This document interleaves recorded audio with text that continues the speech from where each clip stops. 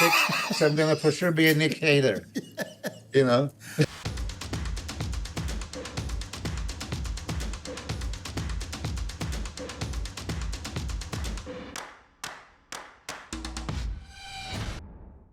What's up guys and welcome. You are watching Fazi Fitness. So let's start this video with the mutant Nick Walker, following the trend of doing T-bar rows, which by the way we have been seeing a lot, especially in this year's Miss Olympia prep, from all these other top guys as well. And I have to say you have got to give it to Nick on his form.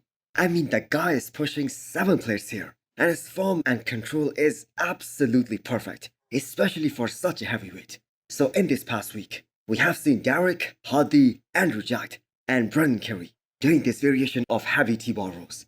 But there is no surprise that Nick Walker beats them all, especially in terms of his form. Now, that doesn't mean that Nick Walker will have the best back on the Olympia stage.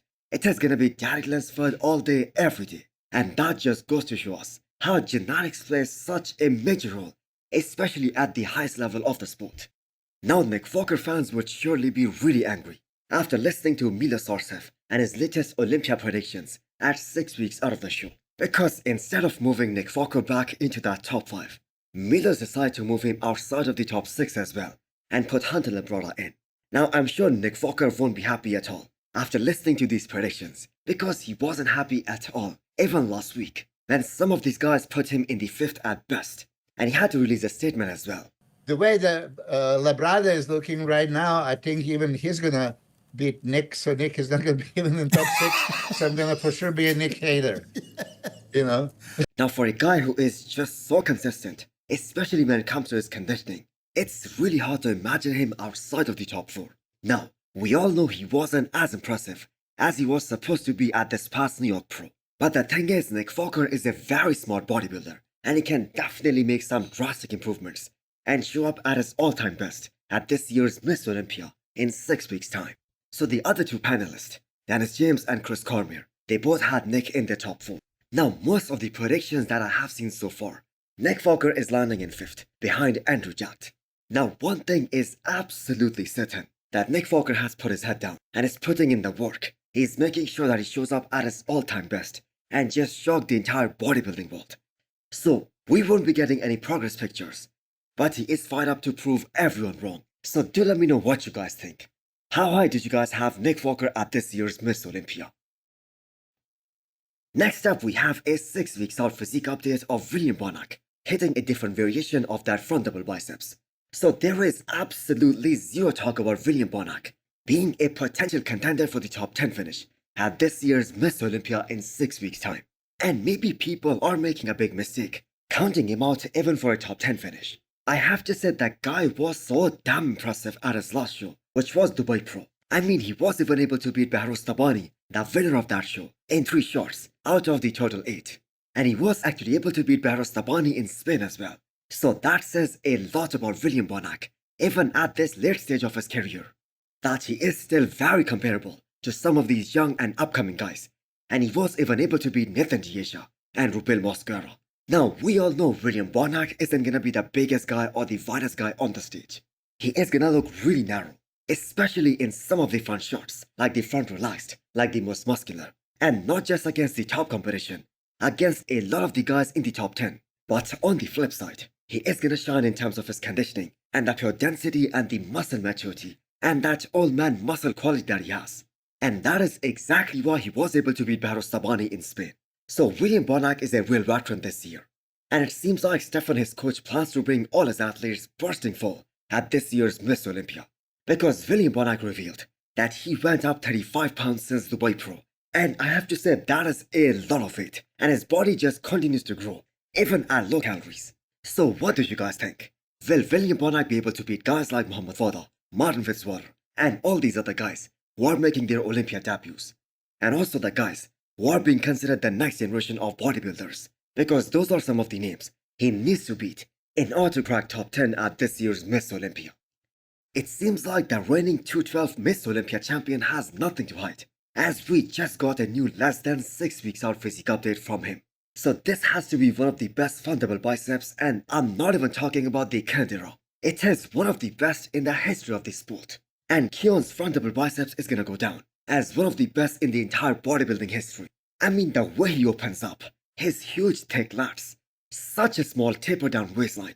He has that amazing V-taper that is just absolutely unmatched. And if you guys look at the comment section, it is gonna be filled with that same comment over and over again. And that comment is "and still," or 2 times champion. And we have to keep in mind, those aren't just his fans rooting for him. The entire bodybuilding industry knows that they are about to witness something really special at the Olympia in October. So did you guys notice that transition into the corner turn, the width of his back, and its ratio to that waist? That is looking so damn cartoonish. So Keone's hamstrings are already showing a lot of detail, and they're also bigger in size as well, especially in comparison to last year. So Keone basically did everything he was asked after last year's Miss Olympia by the judges. And I have to say, no disrespect towards his competition, but if this guy nails his peak, just like the way he did last year, everyone else is just fighting for the second spot. The guy is just too damn good. And the most scary thing is that he just turned 30 years old. So he has got a very long and a very successful career ahead of him in the future. So before it was Chris Bumstead versus Breon Ansley, there was Arash Rehbar versus Danny Hester. So taking you guys back to the first ever Classic Physique Miss Olympia, where Arash took second place behind Danny Hester. Now Arash was a guy who many thought is gonna win the Classic Physique Miss Olympia title the very next year in 2017. But the way Classic Physique just evolved so much in just a matter of 1 year, and it just kept on getting better and better with every passing year. And we saw the influx of the greatest talent in that division. So I am talking about Arash Rahbar here, because we finally got to see what he currently looks like after not being able to compete for the last few years. So I don't think he is gonna return to the stage, but the man still looks very good. So if I'm not mistaken, his last show was the Olympia 2019, where he placed 8th. So from 2016, his first Olympia, where he placed 2nd, to 2019, his final Olympia, he went down that much. But still, I have to say he was such a great competitor.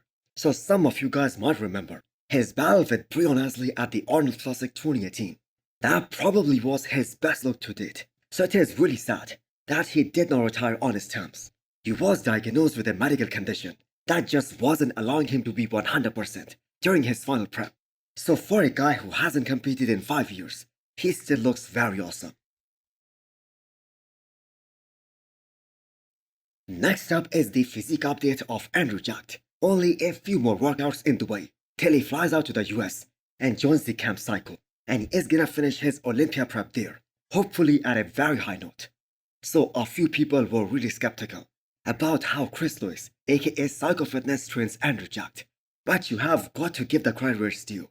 In just one major off-season, Andrew leveled up to a point where there are people out there who think that he is gonna be fighting for Mr. Olympia title this time. So just look at those crazy arms. He was able to put on an insane amount of size in those areas. Just look at those crazy striations and the separation in his triceps. So he was able to pack on some size in all the right areas while keeping his waistline in check. And hopefully that is gonna be the case in the future as well. Because those wide shoulders and that small waist, that is what makes Andrew so damn impressive. And that is what makes him stand out so much. So if Chris Zito says that Andrew can win the Olympia this year, I have to say never doubt that man. Because if you guys remember, Shawn Rhoden had no hype going into the Olympia 2018 because he placed 5th the previous year. Not anyone in their wildest dreams would have predicted that Shawn is gonna dethrone Phil Heath. But Chris Zito believed that, and the rest is history. So as a huge fan of Rhoden's physique, I really wish he was given the chance to defend his title in 2019.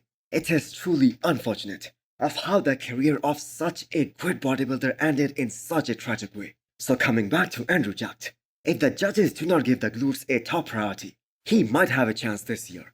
But do let me know what is your opinion. And also hit the thumbs up button if you liked the video. And smash the subscribe button if you wanna come back for more. Thanks for watching.